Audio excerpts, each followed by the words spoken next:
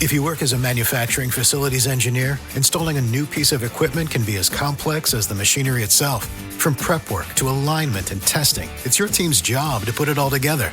That's why it's good to have Grainger on your side. With industrial-grade products and next-day delivery, Grainger helps ensure you have everything you need close at hand through every step of the installation. Call 1-800-GRAINGER, click Grainger.com, or just stop by. Grainger, for the ones who get it done.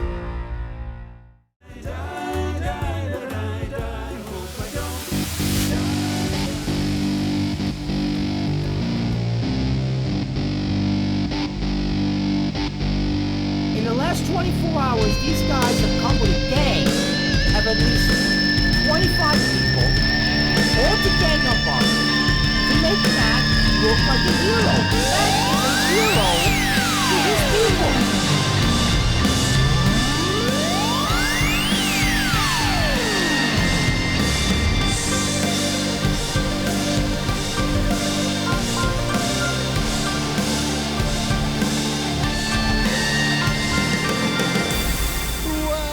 Everybody, here we go. It's that time again. Matt Connarton Unleashed, and we are live from the studios of WMNH 95.3 FM in glorious downtown Manchester, New Hampshire. Little humid, but not too bad.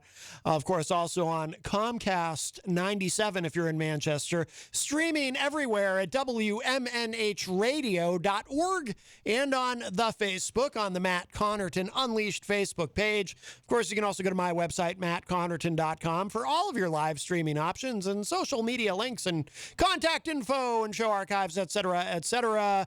Of course, hello to our friends at Raw Talk Online and Tomorrow Radio. Today is Tuesday, August 31, 2021. Welcome, everybody. We have an exciting show for you today. In the first hour, we're probably going to be talking a lot about Afghanistan. And in the second hour, Mike Sutterth will be here for his weekly Tweakonomics segment. But I do want to remind you before we go any further that we are proudly sponsored by the Hop Knot. And if you're watching online, you can see I've got my Hop Knot shirt. Don't go there today. Monday and Tuesday is their weekend, but they are open Wednesday through Sunday. They have delicious gourmet pretzels. They have craft beer. They have live entertainment. Thursday nights is trivia night hosted by the great Bill Cini at the Hop Knot, who also does trivia on the morning show, I believe, on Wednesdays. And then Friday nights at the Hop Knot, our friend Mike Sutterth, who will be here later today, he transforms into Grant Lampton and performs live every Friday night from 7 to 9 p.m. He's doing a residency there. Also, this weekend, they have another Gender Blender event. So great food, great service, such a wonderful family that owns and operates it, and they do a lot in the community here, so which is very nice as well. So we're very honored and proud to have that association with the Hop Knot on Elm at 1000 Elm Street, right across the street. Let me give the numbers, 603-250-6007 if you would like to enter the discussion today, 603-250-6007. You can also text us at 617-917-4476. Tweet me at Matt Connarton or send an email to matt@mattconnerton.com. And, of course, you can always interact and opine in the Facebook live chat. But the best thing to do so that we can hear and enjoy your dulcet tones is to give us a call at 603-250-6007. Going to do the obligatory Crazy Joe update, but this one will be very, very brief. Very brief. He continues to make his videos on the Facebook. Continues to be a lot of, he hates me, he hates Charles Richardson, he hates everybody. But I just thought there was just a funny comment on one of his videos, where he's rambling on and on about, the Crazy Joe show and how it's going to be the greatest thing ever, not that it actually exists. But John Hopwood was on one of Crazy Joe's live streams, the beloved John Hopwood. And he made a comment that I just thought was particularly humorous. Maybe, I don't know if it'll be humorous to you. Maybe you had to be there. But when I read his comments, I hear them in his voice in my mind. And Joe's going on and on about the Crazy Joe show and how someday he's going to get it off the ground. And John said something about to listen to such failure is surreal. And I just thought that was great. Again, it's funnier if you hear it in his voice in your mind. And I don't do a John Hopwood impression, but I just thought it was a great comment. Dirk Don from Arrogant Media says, Hopwood's pretty great. Absolutely. We all love the Hopwood. All right. Let's see. Let's say hello to everybody in the Facebook live chat. Wayne Noel, who is a top fan all the way from Michigan, joins us. Good afternoon, Wayne. Dirk Don says, too bad I missed yesterday's show. Well, Dirk, of course, you can always access the archive at WMNHradio.org or go to mattconnarton.com, and you can get them on demand because it is an on-demand world. Dirk, of course, also, not only from Arrogant Media, and I do recommend checking out the Arrogant Media YouTube channel, and you should subscribe. Then you get the notification whenever they put up something new. A lot of great content there. But Dirk has also been doing a weekly album review here on the show, which we run for you every Wednesday at the midpoint on the show. Lots of positive feedback on that. People are really digging it. So we look forward to that tomorrow. Melanie La Liberty from the great state of Vermont says, hello, everyone. I hope you are all having a super sparkly day. Thank you. Stacey Lawton is in the chat room. Stacey says, hey, Matt Connarton, great to see you today. Quick programming note. Stacey will be here live in studio tomorrow. She's going to be appearing first on Ward 13 with John Hopwood, which is, of course, which airs locally here on Channel 23 in Manchester, but you can watch it from anywhere in the world at manchestertv.org. And then, she'll already be in the building. Perhaps John Hopwood will be joining her. And she's going to come in and join us here on this program. Stacey, a divisive individual over the years of her appearing on the show. Not as divisive as Crazy Joe, certainly, but, some people like her, some people don't. I like Stacey. I look forward to seeing her. It's been a while since she's been on the show, but she did have her arraignment today, so I'm sure she'll be discussing that on tomorrow's program. Jenny is in the chat room, of course. Hello, Jenny. Christian Lacoste, also known as DJ Midas, is in the chat room. I mean, DJ Reckless, rather. I'm sorry. I just merged you, Christian, with another human. I apologize for that. I shouldn't be playing God like that and just mushing people together. No, Christian, also known as DJ Reckless, DJ Midas, is an entirely different individual whom we also love. But Christian says his phone service sucks. He never answers the phone. Joe needs T-Mobile. Yes. Well, I don't know. I don't know if Crazy Joe would go for taking your advice on that. To be honest with you, I don't know. We'll have to ask him next time we hear from him. I want you to convince your people that I am a raving lunatic. I want you to do that. Mike Pelopita, who is a top fan, is in the chat. Mike, of course, from another one of our great sponsors here at WMNH Queen City Cabinetry in the historic Sunbeam Mall. Of course, named for General Sunbeam, the greatest military mind since sliced bread. Probably could have used him in Afghanistan. Charles Richardson says, good afternoon, peeps. Charles, of course, from The Charles Richardson Show, which you can hear every Wednesday and Friday night from 7 to 9 p.m. online. And also on the Charles Richardson Show Facebook page. Be sure to check that out. Been on that show a couple times now, a few times, I think. Christian's been on there even more than I have. And, of course, a certain individual from New York has been on that show as well. Christian says, apparently not you. I mean, you put up an outrageous story about how T-Mobile called 911. Oh, I think addressing Stacey. Well, they can fight that out in the chat room. Stacey will be here tomorrow, and I'm sure we'll get into all of that. And our friend Joe Friday is in the chat room. Hello. Joe says, hello, Matt. Good afternoon from Joe Friday. Well, good afternoon from everyone here at Matt Connarton Unleashed. Oh, boy. Christian says, the phone was not cloned. There's no way to possibly do that. So if you can bring any other proof, that'd be great. Well, it's already getting, Stacey's not on the show until tomorrow, and it's already getting dicey. Getting a little dicey in here, but we like that. We like the controversy, or how do they pronounce it on the BBC? Controversy or something. I can't even say it. I see your comment, Christian, and I also say, I see your and I raise you a All right. 603-250-6007 is the number if you'd like to join us, 603-250-6007. And we have a call. Hi, welcome to Matt Connarton Unleashed. Who's this?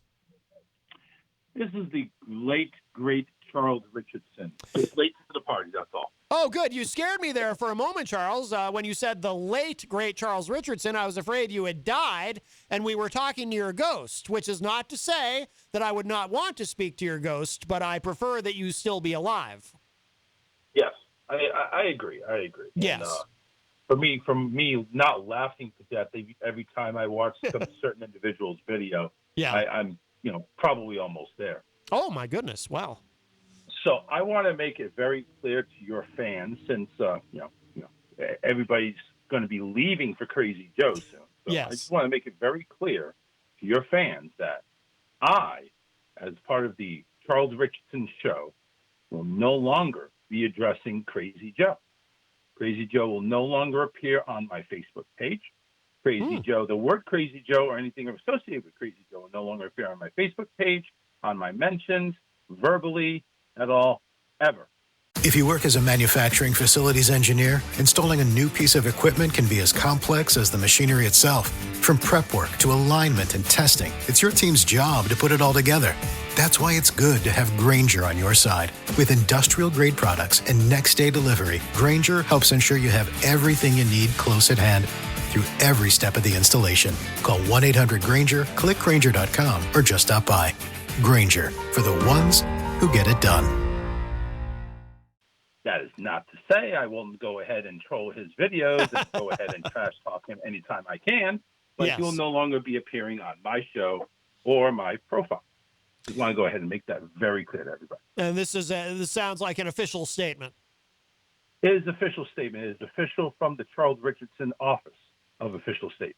Well, very good. Charles, if you don't mind, though, I would like to make a prediction. While I understand you have decided that Crazy Joe will no longer be discussed, referenced, et cetera, on your program, I do predict that you will continue to be mentioned and referenced in his videos. Yes, and I will continue to troll him. I will continue to comment and to humiliate him and to spaz him out as much as I humanly possibly can. Uh-huh. So he can call me a liar. He can call me anything he wants. I stand true to what I said.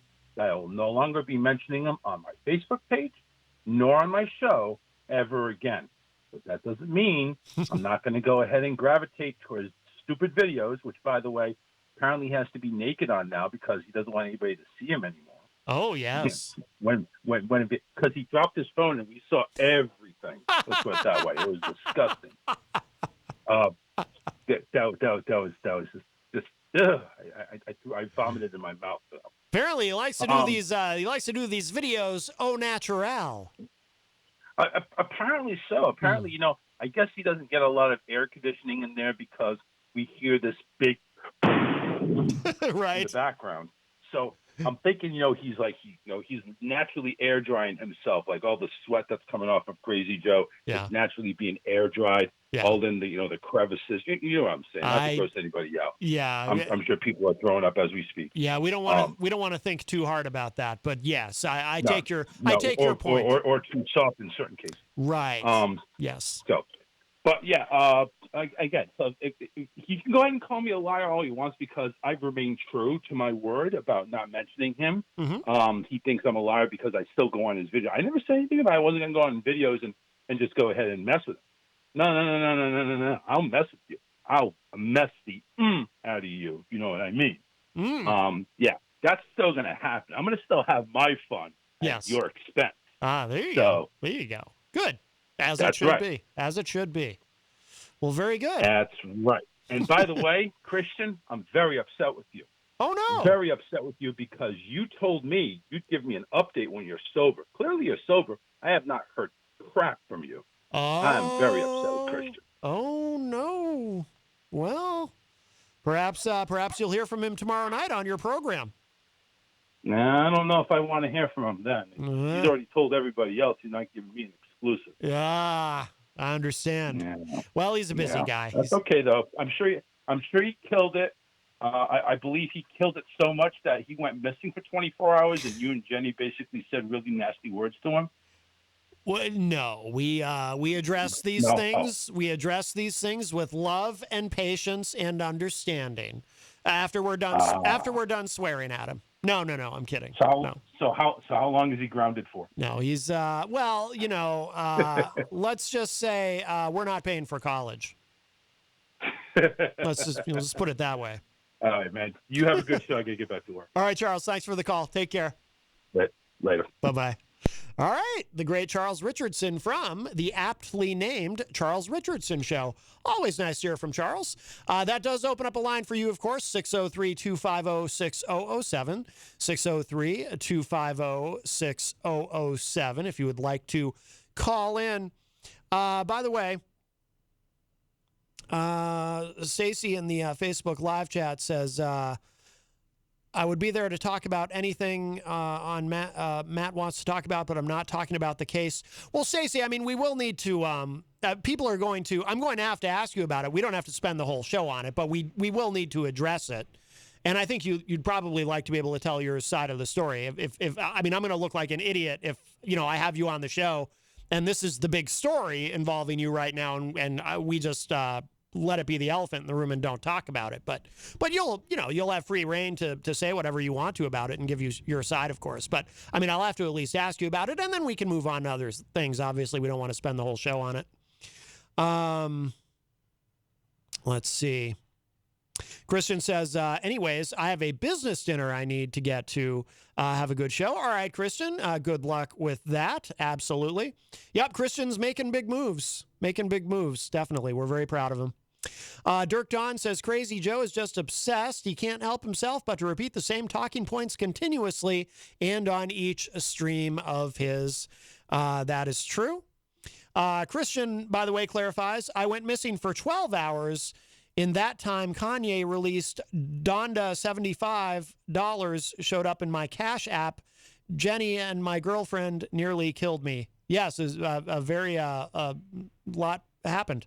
By the way, there's some news involving Kanye's getting sued. I don't think we'll get to it today, but over something about a logo he's accused of stealing. Joe Friday says, we definitely need to hear the three sides of the story. Well, you know what they say. There's three sides to every story. Yours, mine, and the truth. Let's see. All right. 603-250-6007 if you want to get in with the call, 603-250-6007. I wanted to, we talked about, not for the entire show certainly, but a big chunk of the show yesterday. Jenny and I were discussing Afghanistan. I think it dominated the first hour, and then we got into it a little bit in the second hour, and then we moved on. But I wanted to try, and again, Mike Sudderth will be here for the second hour for Tweakonomics, so we'll see how much of this we can fit in the first hour of today's program. But I wanted to drill down on a couple of different aspects of what we were discussing today. We talked about the Taliban. There's this idea that the Taliban may have evolved, maybe less brutal and ruthless than they used to be, less murderous and torturous and things like that. So I wanted to maybe touch on that a little bit, but something that I really wanted to drill down on specifically, and I have a couple of different articles that discuss this because I'm really interested in learning more about this, is one of the arguments that has been made by the Biden administration and others who are in agreement with pulling out of Afghanistan is that this idea, this concept that we have leverage on not on Afghanistan, but on the Taliban, well, who I guess you could say Afghanistan, now that the Taliban is in control of the government there, that we have leverage over them financially because something like 90% of their assets are frozen.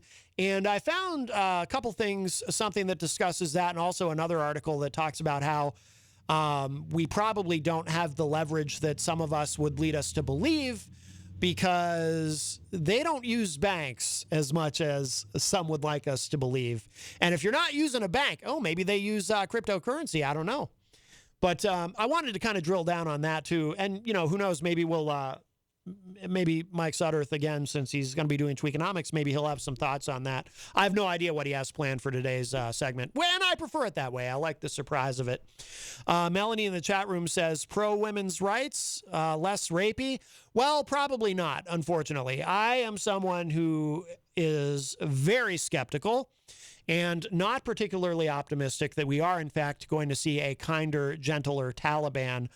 I understand there is pressure on them that maybe did not exist before, but we're already seeing evidence that, they haven't necessarily changed much. I'm not suggesting they haven't changed at all, but, particularly if they feel like they have, if there's countries that kind of have their back in a sense, like China and Russia, they may not feel any pressure to change at all, because China and Russia, who will fill the void to some extent left by us. I mean, certainly they want to do business, especially China. They want to, there's an opportunity there economically that they want to seize upon. And China obviously is not concerned with human rights, and I suppose Russia probably is not much either.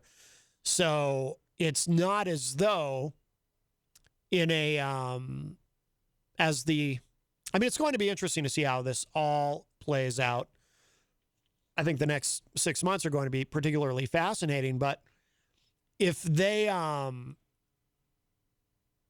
if the Taliban comes to a consensus, and by the way, people who study the Taliban very closely have been saying that the Taliban itself is not monolithic.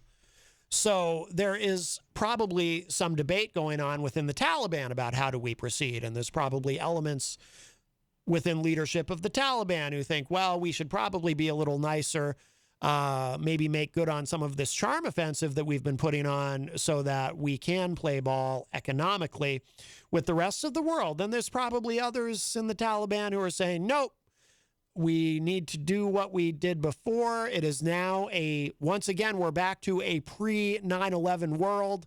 So we're just going to go back to being what we were before the U.S. came in. And who cares who likes it and who doesn't?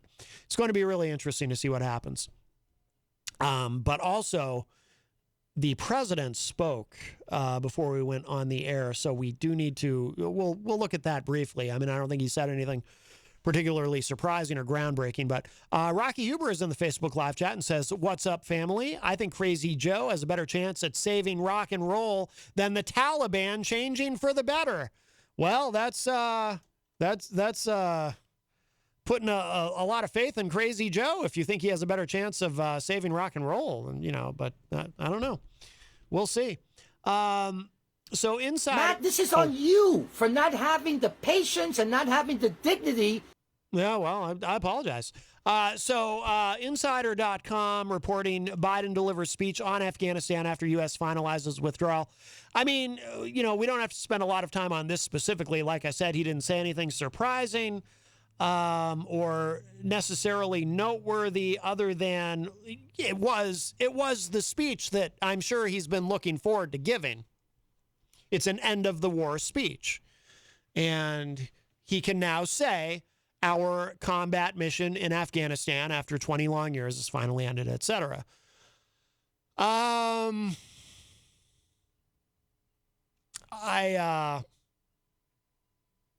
sure he would have rather given this speech after a more orderly withdrawal, to put it that way. And boy, I'll tell you what. But the thing that's going to be interesting, like I said, the next 6 months are going to be interesting. As far as the president goes, like I said, it's going to be interesting to see how the Taliban behaves and how the situation evolves there or devolves. But it's also going to be very interesting to see how the Biden presidency continues after this, because I honestly don't know. I cannot predict, much as I love making political prognostications at my own peril, because sometimes I'm wrong, but I cannot predict how this goes, if this sticks or not.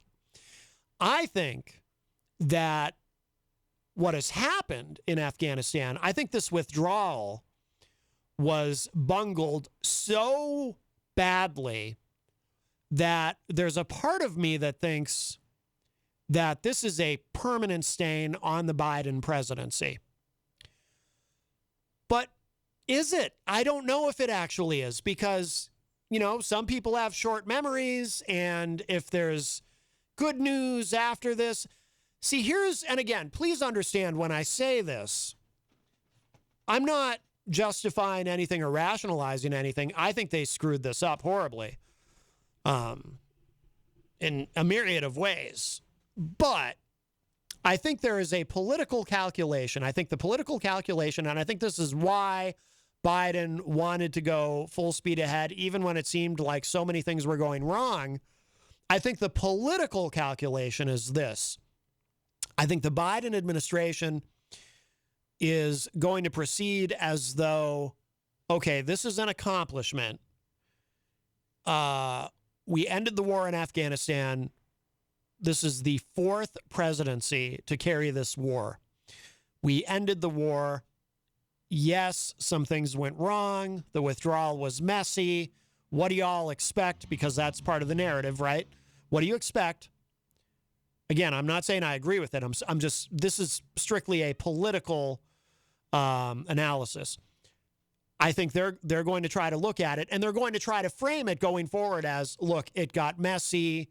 We lost those 13 soldiers in that attack, which is terrible, a terrible tragedy. Things went wrong. People got left behind.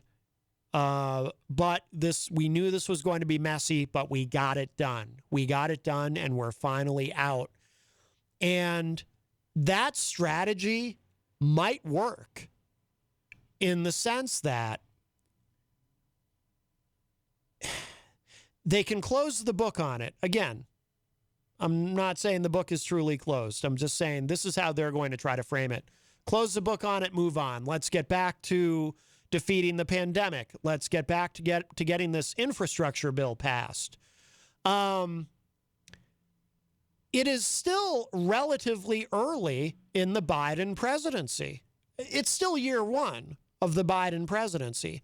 So there's a lot that can go right going forward that will, for many people, have the effect of dimming the images of the chaos that was unleashed with what would appear to be a very sloppy withdrawal from Afghanistan. There's a lot of other things disconnected from that can go right. Because prior to this debacle, the Biden's approval rating was strong. You know, something, I remember it was holding steady in some polls around 56 to 58%, which might not sound like a lot, but when you consider the public is pretty evenly split, you know, among, you know, if you take out the independents who actually make up 41% of the electorate. Most people don't realize that, I think. And the media certainly doesn't go out of their way to remind you. But as far as registered Democrats and Republicans, you know, the country is pretty evenly split. So to even be in the high 50s is actually really strong for any president of either party. So Biden's approval rating, I think largely he was riding high on the pandemic response, something that I've given him very high marks for. The rollout of the vaccines, the consistent messaging in terms of taking the pandemic seriously, which is a big change from the previous administration, which was more of a message of take the pandemic seriously unless you don't really feel like it, in which case just pretend it's not there. Doesn't really matter either way, right? So I think that it's possible, if a lot of other things go right, Biden can get back to that point, and Afghanistan will be in the rearview mirror, and us getting out may ultimately, as the memory fades of us leaving and the mess that it was, it will be possible for Biden to get back to that high approval rating. But the part that I'm not predicting is, because I honestly don't know, is that what's going to happen? Because what I can also see happening is, number one, not that I'm excited to give them any help because I have such an intense loathing for the Republican Party, or what it's really become in my eyes, which is just the cult of Trump. But I will say, and I'm not saying anything they don't already know, so I'm not actually helping anyone regardless. I will say, if they are smart, they will not let this go. And they will want to have hearings about, you know, who told Biden what, who gave Biden what advice, who was he taking advice from, what did this person say, what did that person say, what did the intelligence look like, how did this happen where we didn't know that President Ghani would flee the country and the Afghan military would dissolve, and why, how much of our weaponry does the Taliban all have? And by the way, if the Republicans want to do that and have those hearings, again, as much as I have such a loathing for the modern Republican, quote unquote, modern Republican Party, I think it's perfectly reasonable to want to do that. I would actually support them in that, because as despicable as I might find the people who would be running those hearings, and actually there'd be some Democrats mixed in too, I'm sure, because there's some Democrats that aren't happy with the Biden administration. As much as I might not like the individuals, and look, I don't ever want to see Jim Jordan or somebody like that on my television screen. Oh my God. But you know what? These are questions that need to be asked. And if you're a longtime listener, you know I'm all about accountability. I have questions, don't you? I mean, even if you fully supported us getting out of Afghanistan, which I think the majority of Americans did, it's just a matter of how you do it, right? There's a right way and a wrong way to do things. Even if you're generally happy with the way the administration did this, don't you have some questions? You must have some questions, right? I sure do. Those are questions that need to be asked. I'm all about accountability. So I don't know what happens. Does Afghanistan land in the rearview mirror in a relatively short period of time, or does this become a permanent long-term drag on the Biden presidency, which I think is very possible? Now, I mean, he's got the advantage of a consistently improving economy. And so much of how the electorate feels about a sitting president rests on how the economy is doing. So, maybe he's got that to his advantage. I don't know. Again, I don't want to predict because I can't. I just really don't know what happens from here. Melanie in the chat says, well, it's a good thing America has a super good memory. I assume that's sarcasm. Wayne Noel says, I do not believe Talibiden will recover from this disaster. I see what you did there, Wayne. And Tom Blanchard says, I heard that Afghanistan has the most raw material for making batteries. That's why China is trying to get involved. That is a great point, Tom. Yes. And that is why. And look, I've been wrong about it too. I didn't realize, it's like I said on the show yesterday. I think I've been looking at this in the wrong way for a long time. I think we should have left 2,500 to 3,000 troops there, kept Bagram Air Force Base at the very least, because now, yes, China's going to do business. China wants to get in there. And I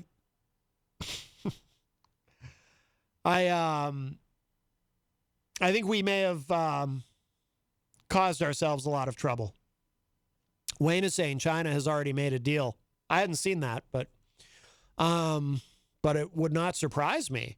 And they know what they're doing. I mean, they're long-term planners in China. I've often heard about, what is it, the 100-year plan? They're long-term planners. Tom wants to know, can I buy one of those Hummers? Well, I don't know. I don't know if is the Taliban selling the Hummers that we left for them? I don't know. I don't know where this goes now. Let's look at this briefly, though, because Biden, the president, did speak. It says here, again, this is from insider.com, which used to be businessinsider.com, by the way. They've rebranded as simply Insider. President Joe Biden today delivered a speech on Afghanistan from the White House to mark the completion of the U.S. withdrawal from the country. Biden once again issued a forceful defense of his decision to withdraw U.S. forces while largely sidestepping the widespread criticism of how the pullout was handled. Well, let me stop there for a moment. That's what he's done. Every speech he's given, every interaction with the media, he consistently makes the case for why we should have left. He makes the case for why we never should have gotten in to begin with, which I think most Americans would agree with, right? He makes the case very well for leaving. He just, that in a vacuum, it's a solid argument, right? I think he makes the case brilliantly for leaving. He just can't make the case for how it was handled because there is no good case to make for how it was handled. So he can't talk about that. He can't address that directly. Of course he sidestepped that part. What can he say about it? Jenny in the chat room says, I saw a video on Al Jazeera and they were pissed off the U.S. destroyed the equipment beyond repair. I hope that is true of anything we left, but I fear that is far from truth. Yeah, my understanding was the plan was to destroy some of that and try to disable it, but they can't do that to everything. We have a call. We'll grab this. Hi, welcome to Matt Connarton Unleashed. Who's this? Hey, Matt, it's Ron. How you doing? Good, Ron. How are you? Matt, I got a question for you. So if and when we pull out 100% completely, will there still be other allies, other countries still in there, or are we the last to leave, or what's with that? I know that the UK was trying to send in some help, but I think that's it. I mean, I think we're the last to leave. That is a good question, though, Ron, because to be honest with you, now that you bring it up, I'm not 100% clear on that. Maybe somebody in the chat room knows, but I think we're it. I don't think we have any NATO allies hanging around currently that I'm aware of, but I'm not 100% sure. So that's a great question. So let's just say for some reason that we had to go back and defend something that, for whatever reason, I can't come up with a hypothetical. Where would our troops be coming from? What would be the nearest country that, if we had to go back over there, just, if it was for a drone strike or for whatever it was, for some reason we had to go back over there, where would they be coming from? I think it would be Qatar, which some people in the media pronounce Qatar, which I find strange. I believe it would be Qatar because we do have troops there, and we have a close relationship with them. They're close allies of ours, and I believe. Now, is that Iraq? No, Qatar is its own country. It's its own country. We just don't hear about them very much, Right. I think they like it that way, and our government does too. But let me ask you this now, because it's intelligence secrets and we don't know. Did they get all of the people that were involved with that suicide bombing, or are there still people on the hit list? Oh no, they're hunting them down, and Biden has given us a lot of tough talk. But here's the problem, Ron, and you bring up a great point with mentioning that. Because we've pulled out completely, we didn't even keep 2,500 there.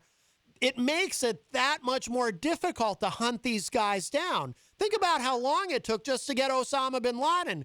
We might never get these people. I mean, it's great for Biden to come out and say, we will hunt you down and you will pay the ultimate price. And good Lord, I hope so. But who knows? It's awfully tough now because we have no presence there in the country.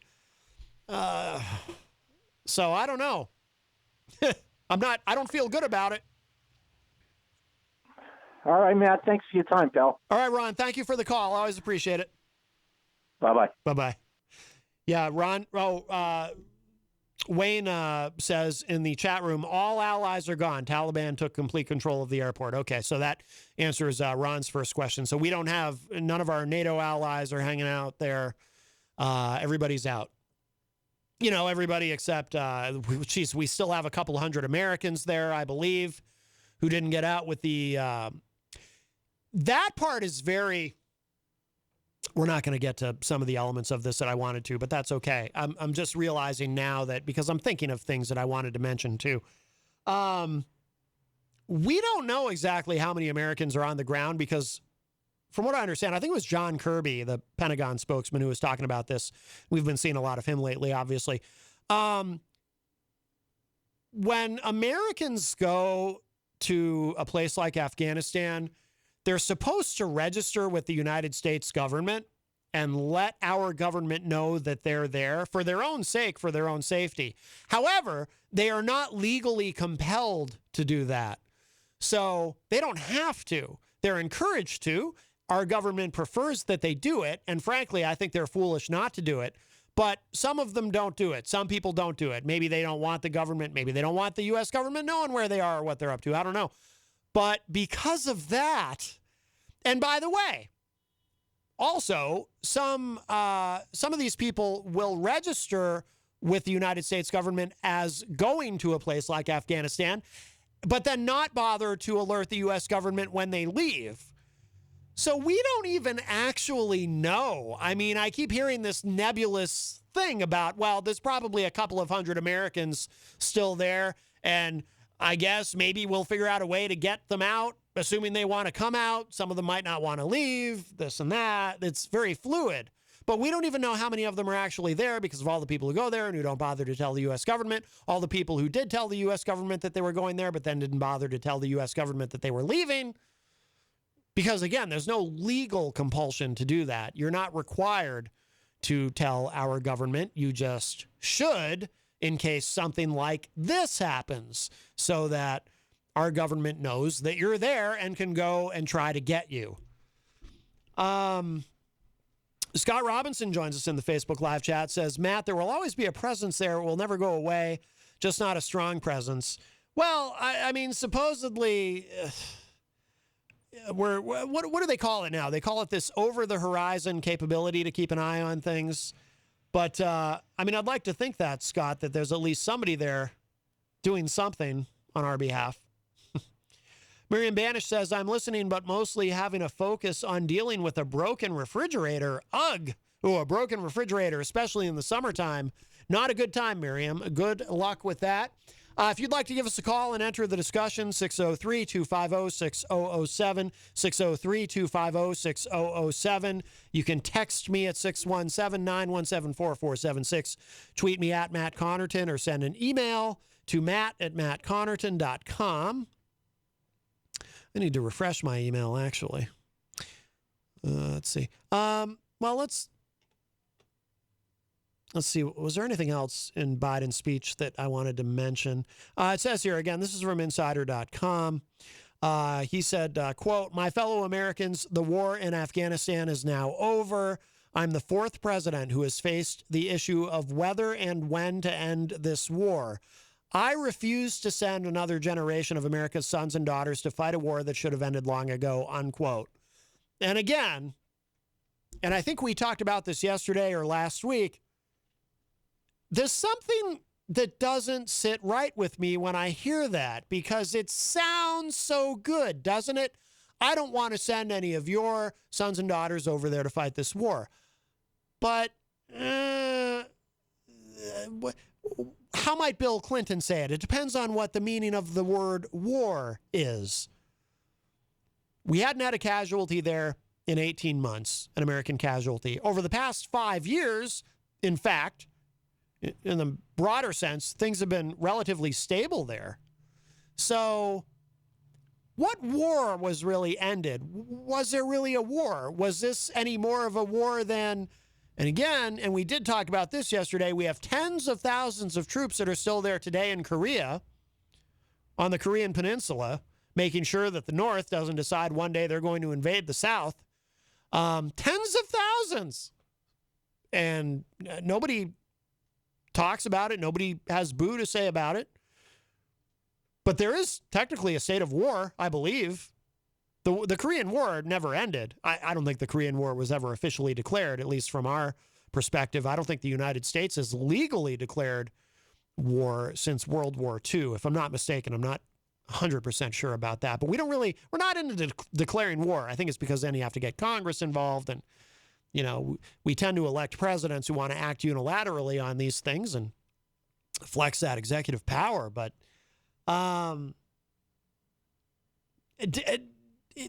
this isn't like ending the Vietnam War, right? It's really not. Biden kind of tries to make it sound like it's the same thing after he told us, by the way, that it wouldn't look anything like the same thing, that it wouldn't look like Saigon. But was he really ending a war? Could we have left 2,500 there at Bagram Air Force Base and then said, okay, the war is over? Biden could have said, look, I've ended the war. The war is done. Our combat mission there is done. That's it. The war is done. We're just going to keep these 2,500 here at Bagram Air Force Base because we see a strategic advantage to doing so. He still could have come out and given his big speech, but probably, hindsight being 2020, he could have still come out, given his big victory speech about how the war is over, but we're just going to, I understand. Some people would have ripped him for that and said, whoa, wait a minute, isn't this the same thing as George W. Bush standing on the standing on that carrier with the mission accomplished banner behind him? Some people would have said that, but they would have been wrong to say that in my estimation. I don't know about, I'm just not buying this narrative. Well, I've ended the war. Well, I don't know that there was a war at this point.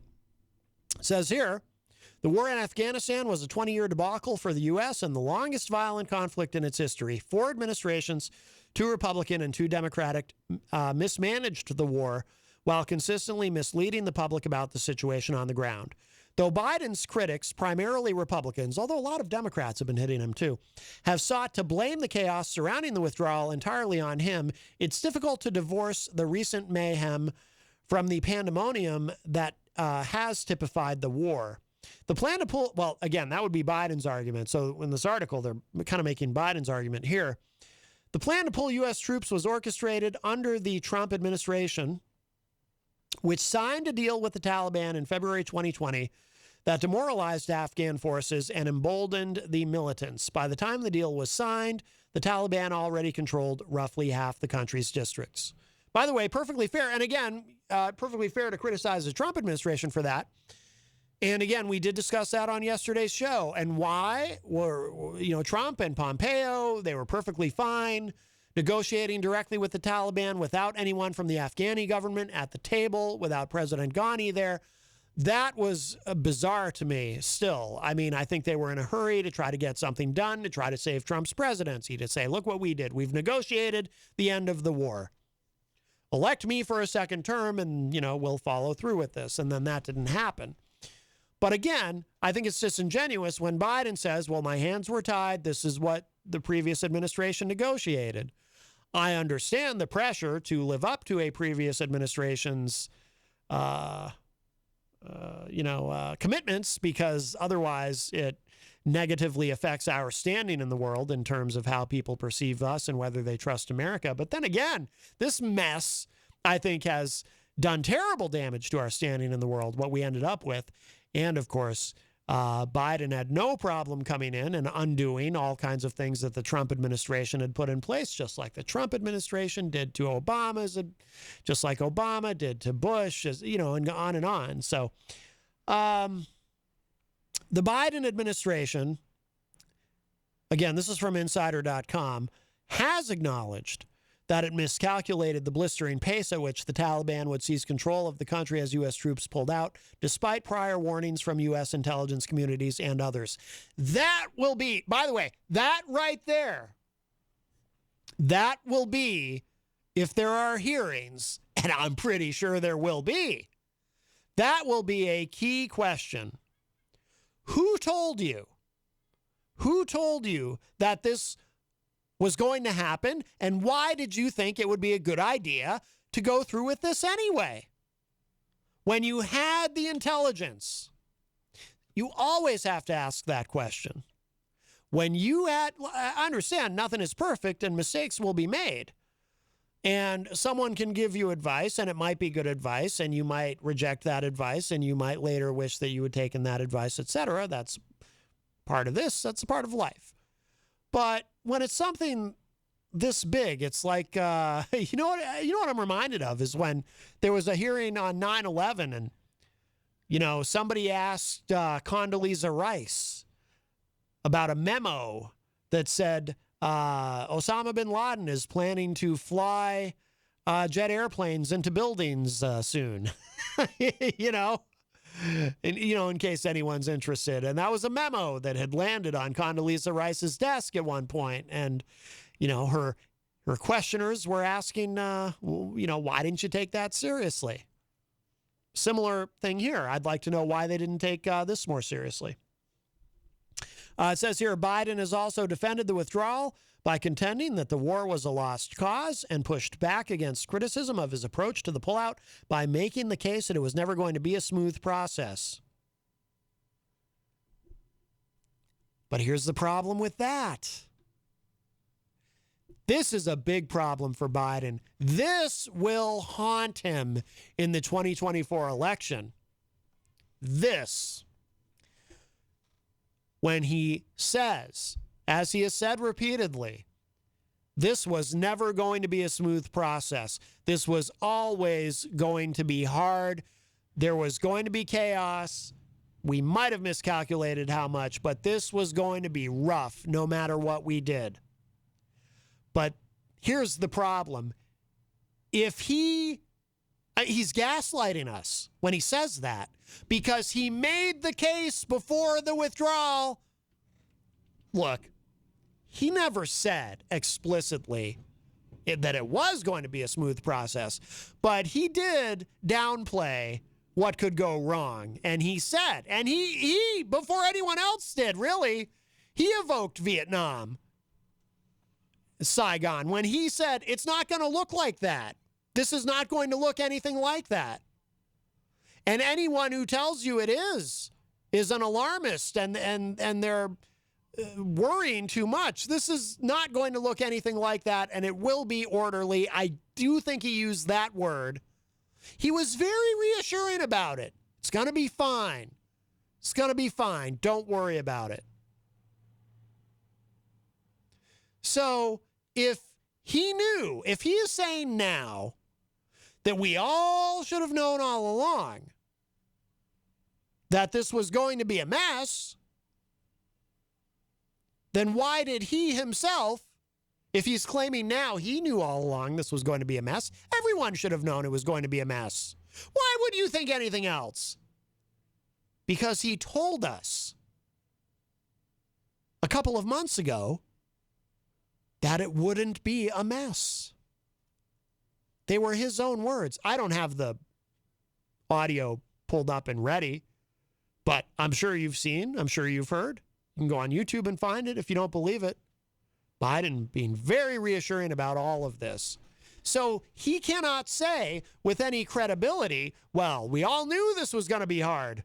Well, no, you did not know. Or if you did know, you lied to us. Which is it? Because either one is a problem. And it's going to be a big problem for him. That's why this may hang over his presidency permanently, because when those 2024, whoever is the nominee, and it's probably going to be Trump. I think it's going to be a Trump-DeSantis ticket in 2024. I mean, Trump is, in my view, already the presumptive nominee. All indications are he's running. You don't spend time in Iowa if you're not running. And it's not going to be, Pence isn't going to be with him. It's probably going to be Ron DeSantis. That's my prediction. When those campaign ads roll out, you know what you're going to see. You know what you're going to see in those campaign ads. I mean, they'd be stupid.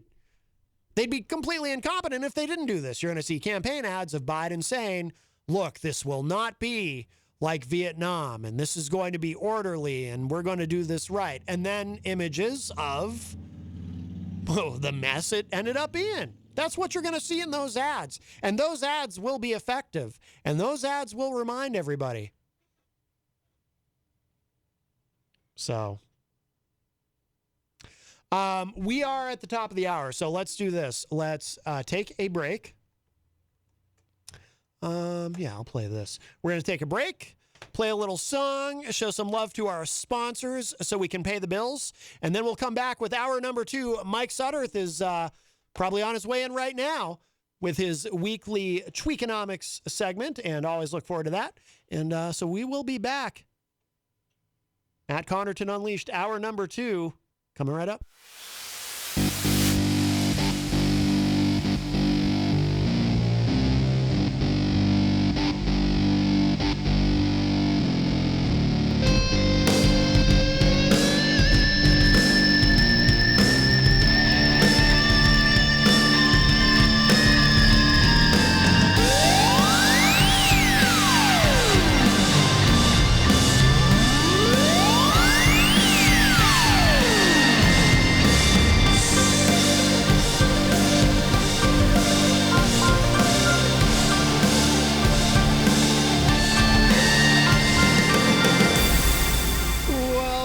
Everybody, we are well into hour number 2, numero dos of Matt Connarton Unleashed, and we are live from the studios of WMNH 95.3 FM in downtown Manchester, New Hampshire, and on Comcast 97 if you're in Manchester, streaming at WMNHradio.org and on the Facebook on the Matt Connarton Unleashed Facebook page. Of course, you can also go to my website, mattconnerton.com, for all of your live streaming options, social media links, contact info, show archives, etc., etc. And, of course, hello to our friends at Raw Talk Online and Tomorrow Radio. It is Tuesday, August 31, 2021. Mike Sutterth is here at the news desk. Hola. Oh, hola. Yes. It's hour number 2 where we speak Espanol. Numero dos. Numero dos. I took 3 years of Spanish, and that's about all I remember. But, yeah, so Mike, of course, is here for his Tweakonomics segment, which we'll be getting to momentarily. But I do want to remind you all, of course, we are proudly sponsored by the Hop Knot in the Brady Sullivan at 1000 Elm Street, right across the street. Don't go there today because Monday and Tuesday is their weekend. But they do have delicious gourmet pretzels. They have craft beer. They have Thursday nights, the great Bill Cini does trivia night. He also does it Wednesday mornings on the morning show. But Thursday nights, he's at the Hop Knot. And, of course, Friday nights, Mike Sutterth here transforms into Grant Lampton and performs every Friday from 7 to 9 p.m. live at the Hop Knot. I will be there. Excellent, excellent. Also, this weekend, they have another Gender Blender event. Apparently, the last one was quite successful. So they've got a lot going on there. They're very ensconced in the community here in Manchester, and they do a lot. Such great food, great service, and a wonderful family that owns and operates it. So we're really honored and privileged to have that association with the Hop Knot at 1000 Elm Street. Also, to a quick programming note, a little bit of housekeeping. So I'd mentioned in the first hour that tomorrow Stacey Lawton was going to be here with us live in studio. It turns out she is not going to be here. So I just, she didn't say to read this or not read this, but I assume it's okay with her to go ahead and read this because it does explain why she won't be here. And I think she'd probably prefer that I did say this. So she wrote to me and said, hey, I was just talking to my manager, my wife, and not because of anything that's going on in the chat, but I have to pull away from tomorrow's show and see if possibly we could reschedule for next week. My vaccination appointment is Friday, and I'm not really wanting to be around anyone just yet while I'm still unvaccinated. That surprised me, to be honest with you. Mm-hmm. I assumed she was vaccinated. And I want to be safe, and I want to respect everyone. And I want to respect everyone around as well and also be a part of that vaccination circle. Friday afternoon, I will be vaccinated for the first dose of the Pfizer vaccine. And then 2 weeks later on the same time, same day, I will receive the second dose. But I would like to probably at least be partially vaccinated before I venture out of my little cocooned area at the house. Still, I only went to court today. In the last time I had actually been out of the house, believe it or not, was last last month, the day I got arrested. So we're trying to still all play it safe here until everyone in the house is fully vaccinated, and I'm the only one at the moment. It is okay to read this on the air. Okay, good. So there you go. So Stacey Lawton will not be here, but we'll need to reschedule. So there you go. Let me give the numbers, 603-250-6007 if you would like to enter the discussion that we're about to have with Mike Sutterth, 603-250-6007. You can also text us at 617-917-4476. Tweet me at Matt Connarton or send an email to matt@mattconnerton.com. And, of course, you can opine and interact in the Facebook live chat. Scott Robinson, I did see your comments. I am gonna read those. That's important. But best thing to do, of course, give us a call, 603-250-6007. And just briefly, because we were discussing Afghanistan in the first hour, Scott Robinson in the chat says, just talk to a friend who has eyes and ears over there, says Turkey and Qatar are negotiating to run the airport. Besides that, no one else is there. Sad, except for my speculation. My special forces and intelligence agencies. So it sounds like, so Scott knows somebody over there. Rocky Uber says Turkey agreed to running the airport, but the Taliban wants control of the safety aspect, meaning armed Taliban inside the airport. So Turkey is reluctant because they want their own military to control it. And I think that was it. There's another hello to Nemi Jones in the chat room. I see you, Nemi. There's another discussion going on in there that we'll leave in the in the chat room. There's a bit of a fight going on in there, but that's okay. And I actually like a good chat room brawl. Sometimes I'll go back and look afterward. Anyway. But Mike Sutterth is here. But before we start, yes, sir. Before we start this, Mike, did you have anything you wanted to say about Afghanistan? I don't know if you had any thoughts on the issue. If you don't, that's fine. I've got plenty of thoughts. I'll throw my 2 cents in the ring here. Coming from a military family, I was brought up as an Army brat. Mm-hmm. So we, when I was a young kid, we moved around every 18 months. My dad was in air defense, and so I have a dear spot for our men and women in uniform. My parents, both my mom and dad and my brother, do reside in Arlington Cemetery. Oh. And that, just being brought up in that kind of arena, I have opinions and I've got respect, and may or may not be pertinent to what's going on now with our young men and women who are over there or hopefully home. But again, I think I've said this before, and I always want to preempt this when I talk about this stuff, because I don't like to get a bit political. I don't. But it seems hard to when our leadership, we have leadership, we've got a commander-in-chief and commander-chief of staff and all those folks who are on in the position that they're in right now. I tend to want to stay away from it's completely bungled. Sure. I want to stay away from that. What it comes down to is that if there are Americans there who want to get out, what really struck me here, I heard in the last couple of days, is there are contracted dogs, canines, right? That happen to have been maybe left behind. And that struck me that the ASPCA, I think that's the organization, or the something thereabouts, is really making an effort to get back over there and contract planes and get the contracted dogs out. I guess the military dogs themselves got out, but perhaps the dogs that were contracted, say bomb-sniffing dogs and things like that, I heard that there were some concerns and read about some concerns that they may have been left behind. And I've got to be very careful when I hear about where I get my news sources from, that they were left behind without any concern. I want to, as a human, believe that that's probably not the case. It's probably logistical, but if all of our soldiers are home and our service people are home, that's priority number one, people who signed up to be in harm's way. Mm-hmm. But these poor pooches, if it is true, and again, I've not done the 110% research, but if my understanding is correct, that these poor dogs are over there and kind of left, but I don't want to assume that their fate is terrible. Yeah. Maybe they are people are adopting them. I listened to a radio show today that, hey, if you can get me in touch with them, I'll adopt one of the dogs. But as far as like my opinion, I don't think my opinion is pertinent. I've got feelings, and I try to keep my feelings in that direction under wraps. But let's get the doggies home, assuming that all of our human beings are home. Let's get our human beings home, and for heck's sake, let's get the damn dogs home. Yeah, I hadn't heard of that about the dogs, but I guess I'm not surprised, given all. Yeah, and the this. critics of the situation. I mean when I say the critics of the situation, because the programming and the news feeds I was listening to can be considered by some to be biased.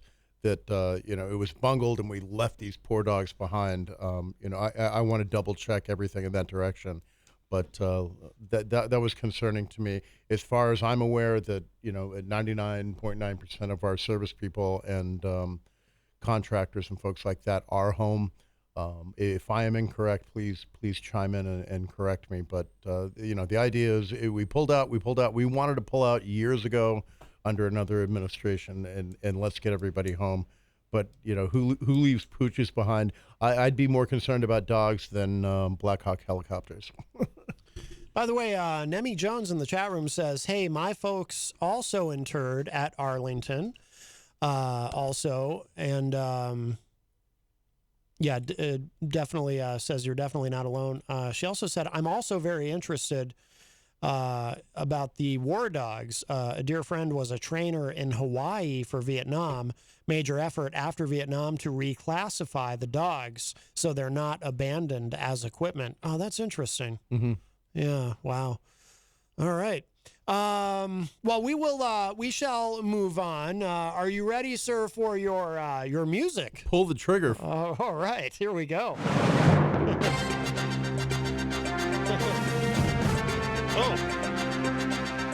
Good evening, Manchester. My name is Mike Sutterth, and I am your host of what we call Tweakonomics. I put the tweak in economics. I am an educated economic fellow, and I came on very luckily here to put this little Tweakonomics point together. And I try to come on and talk about the emotional side of economics is what got this whole wheel rolling, and I think we've done an okay job so far. But I try to talk about what turns the wheels of economics, and I try to lean on the side of the emotional part of it, not the numbers and stuff like that, because I was the guy who always got a D+ or a C- in math and finance and stuff like that. But I went on to make my living in finance. Funny enough, life is funny like that. You were undeterred. I was undeterred. By your poor grades. I do the Grant Lampton thing over here at the Hop Knot and various spots around the country when I'm lucky to do so. I wanted to be a musician, but my dear dad, Brigadier General David H. Sutterth, told me to pursue a career in business, and I'm glad he did, because I'm here wearing a nice collared shirt. Oh. And had I been a musician, I may have shown up here in a tank top. And I'm not mentioning any guests who wear tank tops on the show, but you mean like Easy G? I did not say his name. God bless him. He's got to show off his guns, those big arms. I mean, look, let's be honest. He is pharmaceutically enhanced. Yeah. But, have you been to Alaska? Have you seen the pipeline? Oh, wow. Wow. Look at you.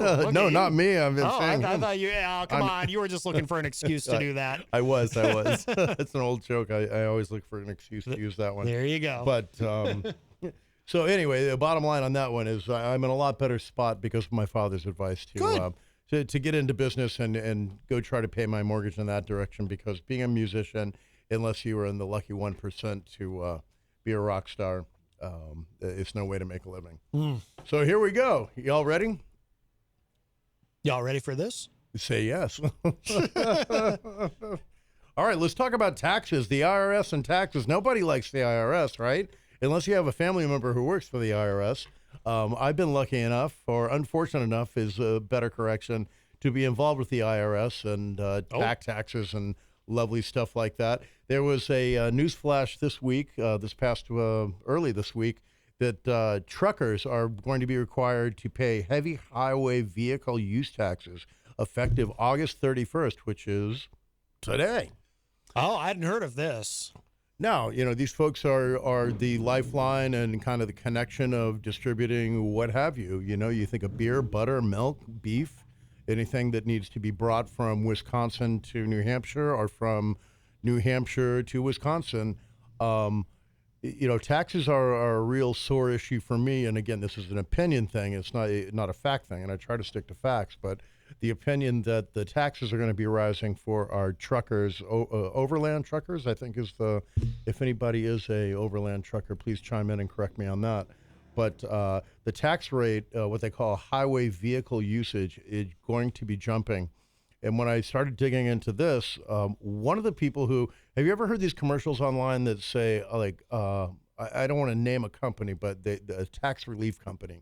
Oh, when God, you drive to work and the ad nauseum, you hear if you are behind on your taxes, please give us a call. And they never say this, but for a price, we can help you or I hear correct those. it. I hear those all the time because I have satellite radio in the car. Yes. And I hear those constantly. There's 10 different ones. Yeah. I even have some of the jingle. I'll mention a name I have the jingle for Optima Tax Relief. Do-do-do-do.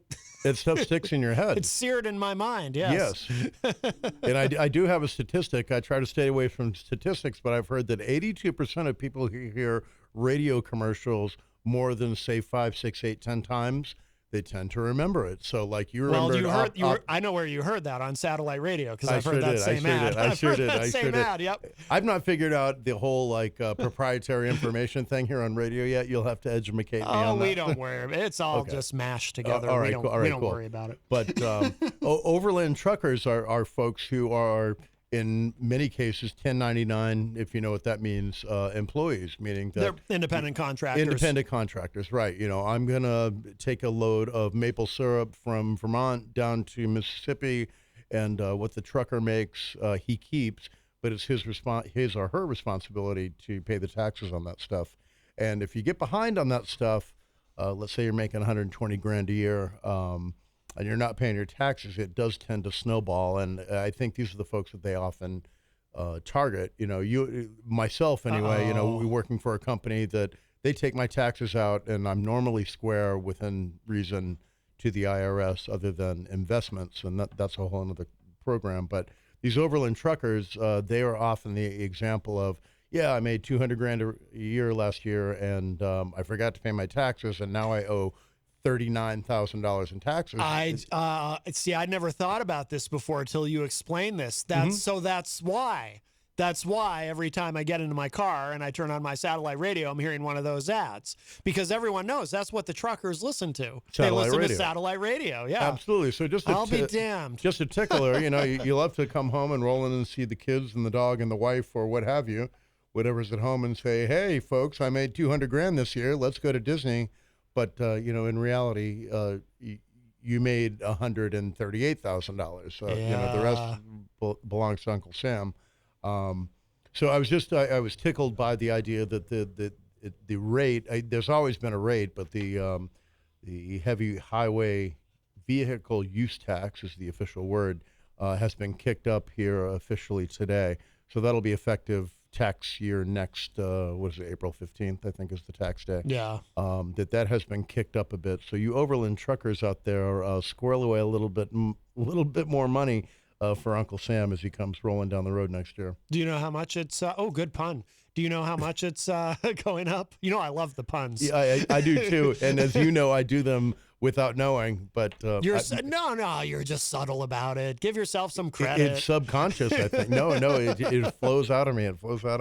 I do not know the rate. I just know that it's been bumped up, and property taxes go up every year here in the city of Manchester. Tax rates go up constantly, and your paycheck, your tax brackets, all that stuff goes up. That's not shocking, surprising, or something I'm going to pound my fist on the desk about. But I was interested in hearing, while this COVID thing, I'm interested in supply chains. You and I talked about lumber. Lumber's going up, beef is going up, and a lot of this has to do with supply chain because gas is going up, and this goes into a lot of very boring stuff about economics that I try to shy away from. But, your truckers are going to pass this stuff along to you. So your independent contractor, let's say, who brings lumber from Oregon to Mississippi, or let's say down to, God bless you, Louisiana, who's just gone through Hurricane Ida here, they're going to have to rebuild. And the lumber prices it's just not the purveyors of lumber in Oregon. It's the truckers who bring it down, say that, hey, I've got new taxes to pay. My gas is more expensive. Things like that are really going to affect the consumer price. And don't shoot the messenger is kind of what runs through my brain. Yeah. Yeah, I mean it's like we've talked about. The price of gas affects everything because it affects transporting, whether it's transporting supplies or transporting people. Hard left on gasoline here. I did hear this week that leaded gasoline, if you guys even remember when there was leaded gasoline. I do remember that. It has been all but eradicated in but two small countries, and I don't want to make the mistake of saying, but like one's Uzbekistan and one's another. They're like, but as far as automobile fuel, it's pretty much been eradicated, if that's too strong a word, except for the airline industry. Oh, really? I guess the fuel, the jet fuel that they use, does still contain lead, and that's kind of the next phase of trying to remove lead. Lead paint's been gone for a long time, but lead gasoline has been gone from America since the early 80s. And I just heard a bulletin today that we are 99% done with leaded gasoline. Am I remembering? This is a fuzzy memory from like early childhood. You tell me if I remember this correctly. Were there gas stations where you would pull up and you would have a choice, leaded or unleaded? Was that really a thing, or am I? Yeah. I'm old enough to remember that as well. Absolutely, there was leaded, and it was always cheaper. So my only guess is that the process to remove it makes it more expensive. Just like there's unleaded, which all of our cars now, I would guess, that anybody owns. Yeah. You want unleaded gasoline, but there's Supreme, there's Ultra, there's Ultra Supreme. Yeah. And I can only imagine, again, being educated on how that happens, is the process is more expensive to remove the lead or increase the octane. Yeah. But please, somebody enlighten me on that too. But it's an interesting conversation. So we've globally, for the most part, eradicated leaded gasoline in the Western world and industrialized nations and whatnot. But the next one, they said, well, just so you know, jet fuel still has lead in it. And if we were to save the environment, which is, and forgive the cackle there, we'll have to ask John Kerry if we can find him on his private jet here. Maybe he can chime in and tell us. Where is he? I haven't seen him since I know they appointed him. He's the climate czar, right? He's the climate czar. Then where did he go? I think he's on a pink girl's bicycle in Martha's Vineyard the last time I saw him. But yes, I'm being cruel there, but and this was a year or two ago. But that's funny, these czars. In let's talk about John Kerry for just 2 seconds. I've not seen him. He's not come out and made a speech and said, we're going to, we've cut the Keystone Pipeline, right? That was an executive order on day one, and that was supposed to be a nod to the political left that, it wasn't good for the water supply or what have you. I'm literally Googling right now, where is John Kerry? For real, because that was a high profile. Right. We'd never had a climate czar before, if I'm not mistaken, or at least it hadn't been a cabinet level position. Right, but it was a campaign. I mean, the environment thing. Gosh, I hate to get political, I really do. But we're going to come in and we're going to address the gosh, what do we say here? Politically correct is really hard. But climate change and, cleaning up water supply and all this stuff. And John Kerry indeed was appointed by President Biden to do this. But I've not seen any initiatives, at least on TV, radio, and stuff that I pay attention to. I guess he has been busy. A lot of stuff comes up. He's been, at the UN and things. He has been doing things, but he's been very low profile. It's funny, one of the things that comes up as under top stories, National Review, which is obviously a conservative publication and website. They have it's titled "The Insufferable Hypocrisy of John Kerry." I'll have to read that later. I'm curious. Well, two or three of those seeds are probably true, but people on the left and the right at some stature, they take a plane somewhere. That's how that stuff works, and you want to bust their hump for taking a plane that uses jet fuel that has leaded fuel in it, knock yourself out. But if I go down to Disney here, which I'm not going to, but as an example, if I were to fly down to Disney, I'm going to hop on a plane that uses leaded fuel. Now, am I an anti-climate guy? I wouldn't want to hear that just because I took a plane. Right. I voted for, just full disclosure, I did vote for John Kerry in 2004. You did. I did. And he was a soldier at one point. He was in Vietnam, and it was interesting I forget I think it was his presidential campaign that they busted on. He took his Purple Heart, and I guess he had another medal and threw it over the fence of the White House. And it was really interesting to me as a younger man, whenever this was. Maybe I wasn't so young, but normally like John McCain was a soldier who was a prisoner of war. That's, to me at least, coming from a military family, like held a little bit of water that, okay, he's a patriot. He put himself in harm's way. And I tried to understand that with John Kerry. Like, he was in Vietnam, there's pictures of him in Vietnam. So, it wasn't lip service that he joined the National Guard and, got copped out to go park cars somewhere for the National Guard. You're referring to W. I loosely am, yes. Who is a guy I voted for. So, you and I have that juxtaposition. This is ages ago in my experience. It was a long time ago. Yeah. That's back when it was purely Republican and Democrat, and I didn't look too much farther than that. But, Mr. John Kerry had a military career, and he took a stance that even when I came back from Vietnam, I kind of rejected the idea that, I was just hook, line, and sinker a soldier and did whatever the command told me to do, that he had a conscience about it. And I've always, you guys who probably know me, the ones who do, is, I tend to lean to the right and always have. So I was very skeptical of him, but, he put his neck out there. I think what makes me mad about John Kerry is I'm mad that he's married to the ketchup heiress, and I'm not. So you'd like some of that Heinz money. Teresa, It really comes down to jealousy when I process the thoughts of, so what's your problem, Mike? What's really your problem? I'm like, well, I wish I had the condo in Georgetown and DC, and I wish Teresa was my partner, and I don't. But those are the kind of conflicting. Your wife isn't listening, is she? No. Okay, just checking.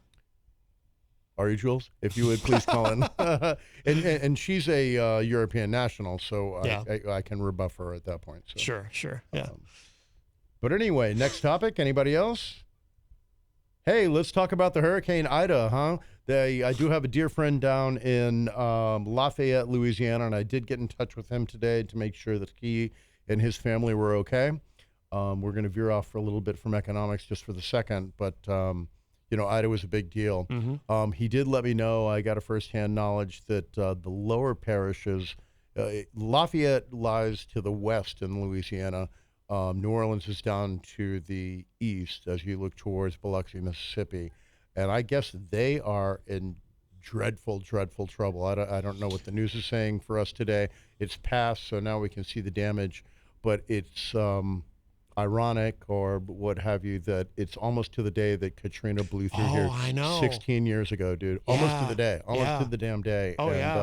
So I talked to my brother Lucas Carlton down there, and God bless him, he and his father, Lucas Sr., are in great shape. But he did tell me that there's some areas outside, again, more down towards the bayou or the Mississippi Delta, that are completely destroyed, he told me. And this is separate from what I see on the news, which needs, they're telling how the FEMA organization is going into action and whatnot. I did read a couple of things, that there are a couple of big companies that stepped up. Walmart, who also owns Sam's Club, am I correct on that? Yes. They have committed today, I saw in Business News, $5 million to the recuperation effort down there, or the rebuilding effort, which I thought was a real stand-up thing. Lowe's, who is your Home Depot competitor, Lowe's building, they have committed $2 million. And then a little loosey-goosey, our good friends at Apple, who made this sucker. Yeah. They have said that they will commit to the reconstruction and rehabilitation, but they have not given a dollar amount. And that like pushed me out of shape a little bit because I can say, well, I'm going to contribute too. Right, yeah. So Apple and I are going to contribute to and I hate to be so damn lighthearted about it because there are people who lost their lives, their businesses who are decimated, their homes are decimated, people who are, dislocated, absolutely. But I love it when from afar here and to keep this loose on this program, that Apple comes and says, well, we're going to contribute too. Well, how much? Well, we're not saying right now. So I don't know if they're going to give out gift cards or coffee. And I'm being cynical, but God bless Walmart and Lowe's, respectively. Walmart, 5 million and Lowe's was 2 million. Pretty good about them stepping up. And our own federal government, obviously FEMA and folks like that are getting down there. I did see on Channel 9 News that we had a faction, if that's the right word, of folks who were running down there to help out with search dogs and engineers to look at structural damage and things like that. So God bless Manchester for doing that. And so far, there hasn't been a "you're doing a great job" Brownie moment for those of you who remember that from Katrina. Brownie. Yeah, remember what was his name? It was like Robert Brown or something. He was running FEMA at the time, and W said to him, "Yeah, you're doing a great job, Brownie." Yeah, and then it turned out he wasn't doing a great job. Yeah, well, I mean, unless you're there and you're seeing it and feeling it and smelling it and experience it, throwing money at a problem is one thing, and actual action. And I want to put the Afghanistan thing here together, but it's probably not the right point to do that. But lip service and throwing money and actually taking action. And I guess W in retrospect here is guilty of that. By the way, Nemi in the chat room says Mississippi River reversed course for a couple of hours. Not the first time, but only a handful on record. I read it and it went from 2 feet per second downstream to 6 inches a second upstream. Wow. That's pretty amazing, thinking that the Mississippi River flows from the northern continent of the United States all the way down. For that, the storm surge must have been incredible. I think they expected 20 inches of a storm surge coming in, but for it to affect the Biloxi and New Orleans area to go upstream like that is... I didn't know that was even possible. I didn't think it was possible either. Does the river flow in 2 directions? Absolutely not. It flows, in the Mississippi's direction, north to south. But that's an amazing piece of information. I appreciate you saying that to us. The levees have held, though, right? As far as we know? Yeah, I mean, there is flooding, but there's a difference between 12 inches of flooding and your roof just showing above water. And I don't know the details on that as yet. Yeah. But, I think down there, 12 inches of water is probably expected. A little bit of personal information. I was in Key West, Florida during one of the minor hurricanes about 10 years ago, and it was almost business as usual. They boarded up the windows, but people were out at night, and when we had 6 inches of water in the bars as we bounced from bar to bar, they were just sweeping it out in the street. And really? They're like, hey, don't, please use the bathroom and have another Pabst Blue Ribbon, if you will, please. We're just trying to get the water out of here. It was not one of these catastrophic hurricanes, to be fair. Yeah. It was probably a tropical storm, but I was there, and before it happened, it's like, oh boy, I'm not going to get a flight out of here. We're in big trouble. What I'm trying to demonstrate is the difference between, 12 inches of water around your ankles and 6 feet of water over your head and your house being decimated. There's a hell of a big difference, language. Absolutely. By the way, Nemi says, yes, the levees have held.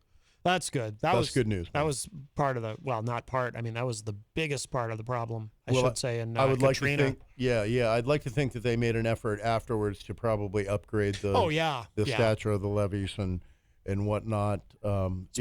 Levees are a really weird thing. I worked in Holland for a short period of time, and these folks live below sea level. And I'm like, you all cool with this?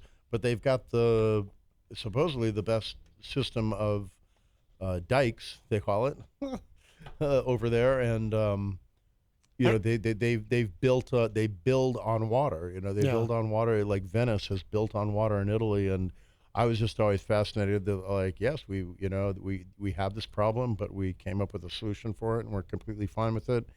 Just like the folks in New Orleans, and God bless New Orleans and Louisiana in general, that they're comfortable or have try to come up with a solution with it.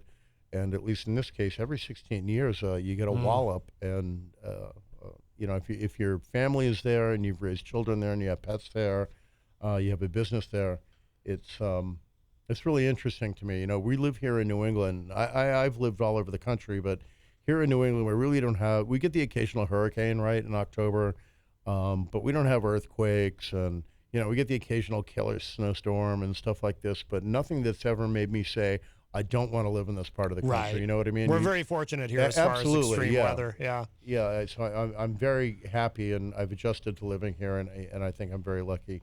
But, folks who live in San Andreas area of California, does that not think that, well, it's going to be a good ride until something happens? Yeah. Or, folks who live in if the earthquake don't get you, the forest fire will. The thunder don't get you, the lightning will. But I've never had to think of that as an adult living here in New Hampshire, that, well, hey, every 3 months something happens, the leaves turn, the snow comes, it gets hot and humid and miserable, and, the spring comes, and not in that order, obviously, but I've never had to fear Mother Nature up Right. there. I really haven't. And, Yeah.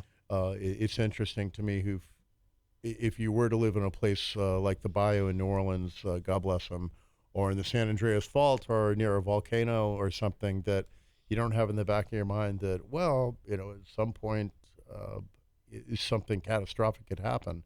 Of course, we could all get hit by a bus tomorrow, but Well, we couldn't all get that seems statistically impossible, Mike, that we all get hit by a bus tomorrow. right, or get struck by lightning. You know what I'm saying? It's cliche stuff. Struck by lightning, or win the lottery, win the Powerball. Oh boy.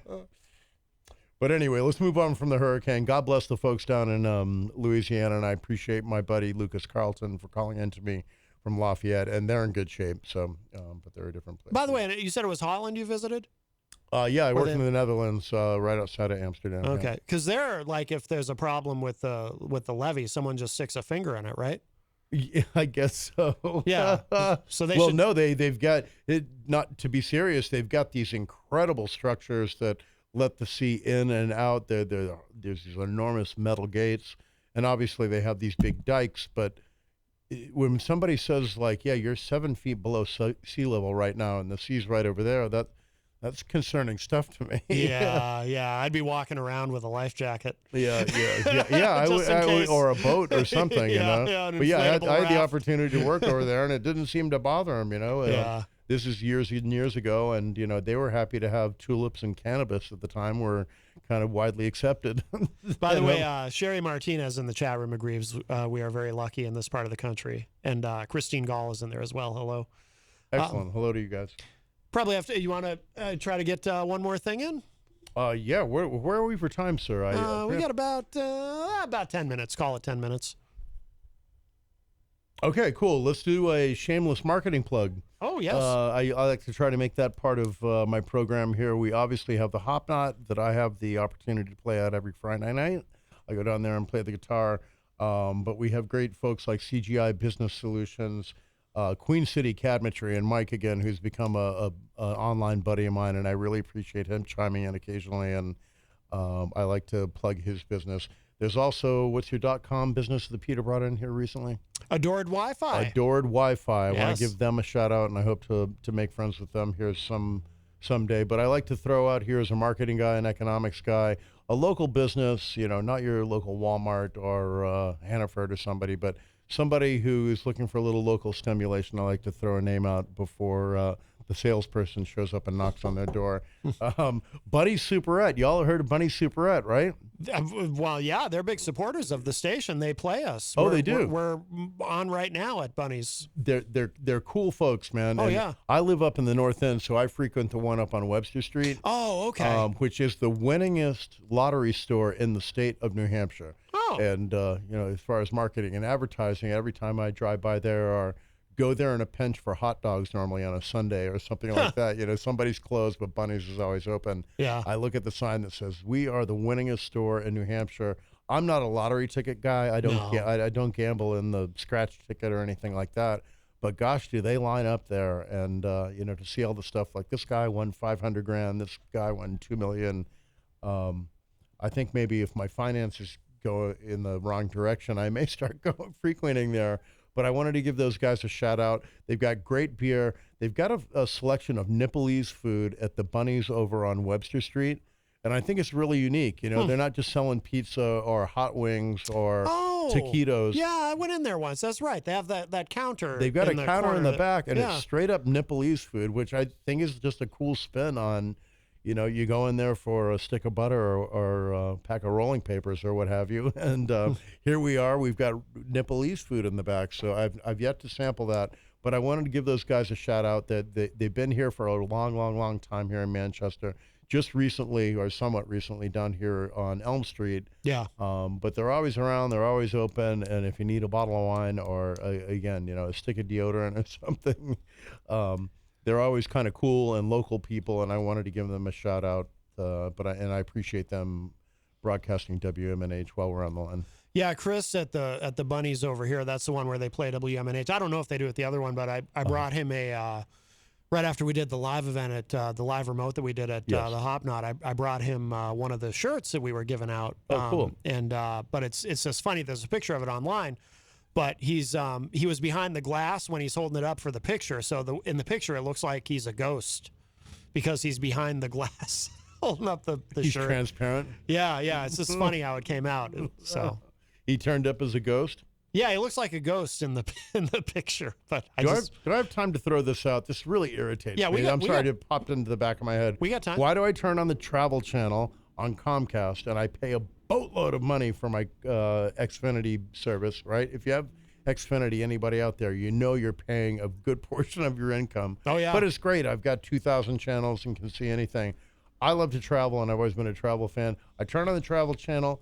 9.99% of the time I turn on the Travel Channel, it's paranormal stuff. And how did that happen? Is that what it is? It is ghost chasers. It is mysteries of the prisons with ghosts in them.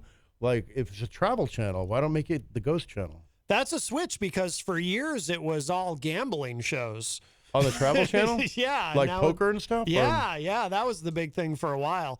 But I don't know. Maybe because of the pandemic, they're trying to frighten people into not traveling. This has been pre-pandemic. They make you think there's ghosts everywhere. I don't know. But it is the Travel Channel. So, you know, I look at the Cooking Channel, BBC America, BBC. You know, I have like as I would guess most of us do, like a handful of channels out of the 5,000 they have. Yeah. You know, I like the Travel Channel. Okay, let's go to the Travel Channel, and it's like, okay, the secrets of San Quentin, and how many ghosts there are, or, you know, the ghosts of this mental hospital in Pennsylvania, which is interesting stuff, but it's a Travel Channel. I want to see, like, you know, come to Tahiti, or come to Key West, or, you know, come to South Dakota, the Badlands or something, but it's the ghosts of the Badlands, the ghosts of Tahiti's. Well, I just think it's a branding thing, but yeah. Somebody else will fix that problem, or perhaps it's working very well for them, and I don't know what I'm talking about. By the way, Mike Pelopita says in the Facebook live chat, thank you, Mike, for plugging the local businesses. You're very welcome, sir. It's as a marketing guy and an economics guy and a local guy, I think it's important that we kind of stimulate each other. And if I'm lucky enough to hang around here, I'm going to plug a lot more businesses. I wonder if they have ghosts at Queen City Cabinetry. In the historic Sunbeam Mall, they have to. Bring your kitchen to the afterlife with Queen City Cabinetry. I like it. What do you think, Mike? The ghost of General Sunbeam. He might be haunting the place. In a good way. Speaking of great military minds, the greatest general since sliced bread, General Sunbeam. That's absolutely right, man. I remember hearing that before I got on your show. I live up near Stark Park, and I'm always intrigued by General John Stark and what he did, and his physically correct horse up there at Stark Park. Is it? Is it really? Yeah. If you ever go up there, and I had the opportunity because I live up there. When my daughter was much younger, we used to go up and kick the soccer ball around and throw the frisbee. And I raised two daughters, and it was always, okay, let's hope this question. There's General John Stark with his sword, and there's the horse, and there's the male horse. He's definitely a male horse. He's a steed. Okay, there's no question about that. But, yeah. But General Sunbeam, Now he was in which era here? 1812 or 1700s? I'm not sure. I just know if it wasn't for General Sunbeam, we'd all be speaking Czechoslovakian right now or something. That's all I know. Okay. So thank God for General Sunbeam. Amen, brother. I mean, that's a hard language. And boy, I should go look at the horse sometime. I had no idea. Actually, as an Irish person, I'd probably feel intimidated. But we are about out of time. Bring your girlfriend, please. Well, yes, of course. We gotta begin to wrap up. Of course, Mike, thank you, of course, Very for welcome. another wonderful Freakonomics segment. And of course, you will be Friday night at the Hop Knot as Grant Lampton. I will be, and I'll also be on Thursday evening over at a complex called the River Woods up off of, gosh, what's the road? It's not Dunbarton Road.